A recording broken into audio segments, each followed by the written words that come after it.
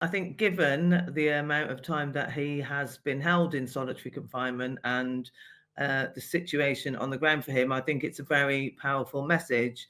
I think we know that obviously within the Kurdish community and Turkish community there, he is very well respected in terms of his views and opinions. But obviously that is also, there is global respect for his writings, for his work, for his beliefs, really, his progressive attitudes. And I think it is very clear that any peace negotiations will need him to be part of that, to be leading within that, and to ensure that those talks, those negotiations are successful, that they do bring peace to the region and to the communities there.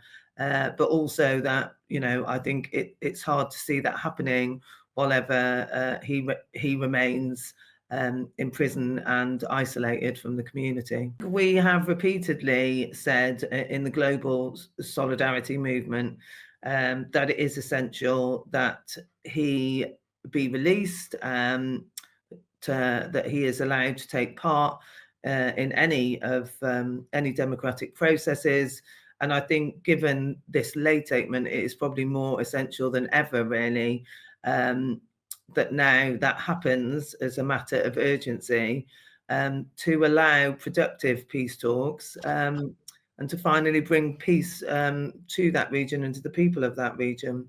I think it is essential that Turkey do engage positively with the peace process, but also that they allow him to be part of that, because without that, I just don't see that there will be progress. I think the announcements over the past couple of months, particularly, the decision to stop, any sort of armed conflict or and so on, is an important step. And I think that Turkish government should take that as an important part of the process, and should therefore very positively engage with it, should ensure that all parties have the possibility to engage in a positive way.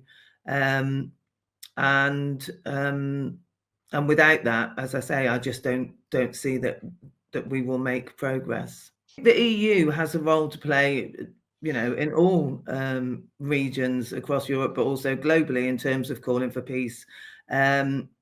As ever, there are times when there are very good words that are said, and people within the leadership within the EU will talk about the need for peace, will talk about the need for justice. But I think, as we are seeing, not just in Turkey, but in other parts of the world, that doesn't always deliver actions. And actually, sometimes it is important that the European community takes action against any state that is not following international law, that is not engaging in positive peace processes, that does not, follow international and humanitarian law. So I think there have been, comments and support for peace and for justice, but whether they are doing enough currently to ensure that that is successful, I think remains to be seen. Violent or oppressive of the people that live there. We will continue to fight for justice. We will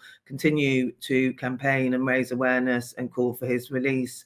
And I think that it is absolutely essential that he is part of any peace process discussions to finally peace and justice for the people there.